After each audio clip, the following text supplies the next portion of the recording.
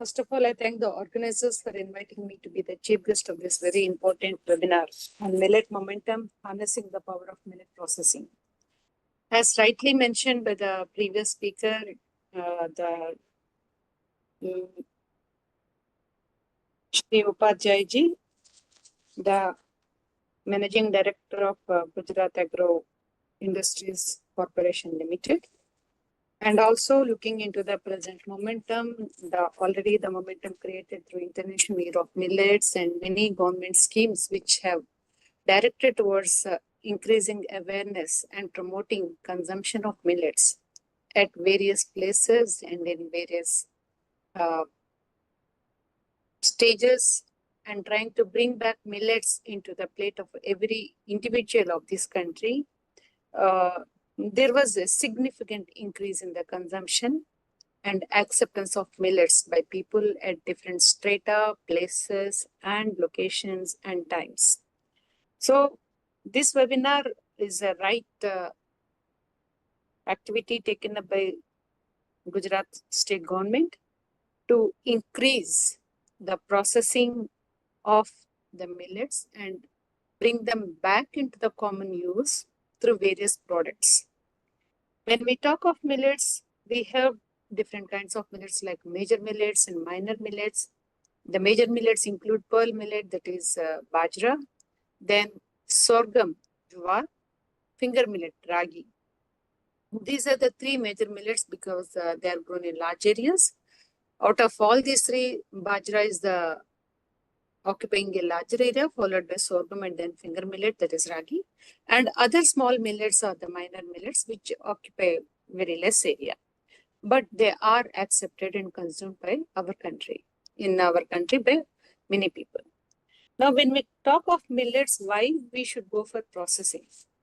In major millets like bajra, jowar, and ragi, there is no outer seed coat, but the processing calls for like cleaning, destoning, grading, all these things, or polishing. And when we talk of small millets or the minor millets, here the outer seed coat is not edible. So we have to remove the outer seed coat. And if you know that the millets are very small grains, small sized grains, the removal of outer seed coat of such small seed grains is very tough. And it requires special machinery and special skills. So that demands for development of processing machineries and facilities for small millets. Now, when we talk of these millet processing, they can be either primary processing or secondary processing or tertiary processing, depending on the need, whether we want to develop ready-to-eat products or ready-to-cook products. Why we are thinking of all these things in millets? Because you understand that millets are climate resilient grains and these are gluten-free grains. When we talk of gluten-free, you all know that nowadays we are hearing that many people are having the celiac intolerance, that is celiac disease, which is because of the gluten intolerance. Gluten is a protein that is present in wheat, which provides elasticity.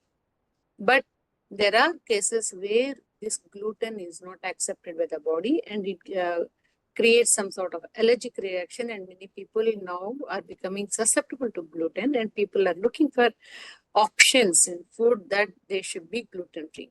And millets are really the true candidates without gluten. So there is a big demand now internationally for gluten free foods, and millets are there. Now, if you want to explore and make a dent in the international market, you need to come up with those products where these millets are available in the form of ready to eat or ready to cook. So now then we need to have the machinery. Already many machines are developed, and those machines which are available previously for rice and wheat are also standardized for millet processing. And most of these machinery are available, and through many of our FPOs and other programs, these millet machinery are being given to different stakeholders for use at the farm gate processing levels. Then when we talk of secondary processing, it aims in making these millets readily amenable for ready to cook products or the beverages, or you can say infant foods or plant-based foods, or nutraceutical development, or making analog foods and all these things. Again, here also, when we talk of preparing all these foods, we have to make these millet grains into readily usable form, like as maybe in the form of flour, or in the form of rava, or in the form of suji, or in the form of coarse particles that suit to the preparation of these different products. So there also we need some special handling process. And again, we have machinery for all this secondary processing. And when we talk of tertiary processing, it may be like ready to eat. When we talk of ready to eat foods like kurkure types or those which are coming from extrusion. Again, when we talk of extrusion, it can be heat extrusion or cold extrusion. And then we can also think of flaking or puffs or baking. When we talk of baking, you have these biscuits, cookies, muffins, many things in picture. All these things are available. Now, I think in the next session, you can hear very clearly from Dr. Dayakar Rao's talk, where he will be showing all this machinery in his slides and what are the things you can get from those equipments. Now, why we should go for these millet processing? One, to make these millets amenable for processing and bring them into the form we desire, like whether we want to go for ready to cook or ready to eat products. And then also this processing helps in making more availability of nutrients in the millets, whether it is by grading or destoning or dehulling, you are removing the outer seed coat, which is not easily digestible, and it may also contain some anti-nutrient factors. But when we remove the seed coat, the micronutrients which are present in the outer seed coat may be lost. So again, it depends. We need to standardize for which millet, how much we need to do, how much we have to, degree of polishing, how much percentage we have to do. All these things need to be standardized. So not one technique that is suitable for one millet will be suitable for all other millets. For each and every millet, it has to be standardized. And it also depends on the kind of product you want to develop and place it in the market. Now, since millets are accepted and people are understanding the importance of millets globally, there is a big option available for export. So if you want to go for export level markets, we need to understand the requirements of those people. And already information is available through various sources, and when many departments are working into, and EPIDA is also promoting the export of these millets.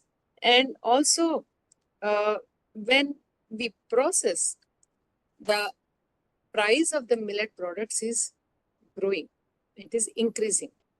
And those people who are making these processing and making the products, they are getting more margin. This is really good from economic perspective. But if we want to continue this export and product development from millets, we should understand that a part of this should go to the farmer. Now, what is happening is the farmers are producing, but they're not getting the maximum share nor maximum return for their produce. But the middlemen, the processors, they are getting good margin. If we want to continue this thing to happen, we should see that the producer, the farmer at the ground level should also get some increased returns. If we can take care of that, that will make this chain in continuation, and that will help. And what we are envisaging that the last year we had International Year of Millets, but we are thinking that it should go for a decade of millet awareness and promotion.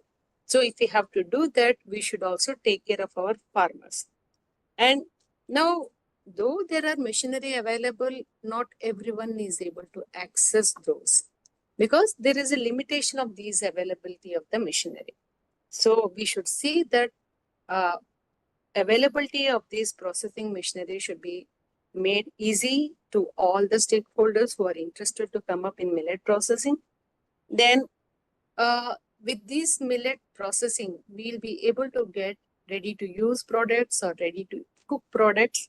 And this will help in development of product range across the country, across the globe. And we can also look into the food habits of different people and then come up with our own products targeting those specific groups or specific areas. Then because of this processing, we can make the millet products more tastier, more nutritious. And also, one issue we see in case of millets, in some cases like pearl millet, because of high fat content, it creates a little bit of issue in storage because of the high fat content in pearl millet, the processing is an issue, but now techniques are available to overcome those issues. Then many people do not know that these many machineries are available, these many techniques are available. So we need to increase the awareness about these machinery and processing. So I think this effort by this Gujarat government in the form of this millet momentum webinar and this millet momentum and harnessing the power of millet processing will help the audience and the end users or those people who are into this business of millets to come up with an awareness about the various options and opportunities available in this millet industry. So once again, I thank the organizers for giving me this opportunity, and I wish that this webinar gives and creates that awareness what is expected out of it, and all of you come out with flying colors.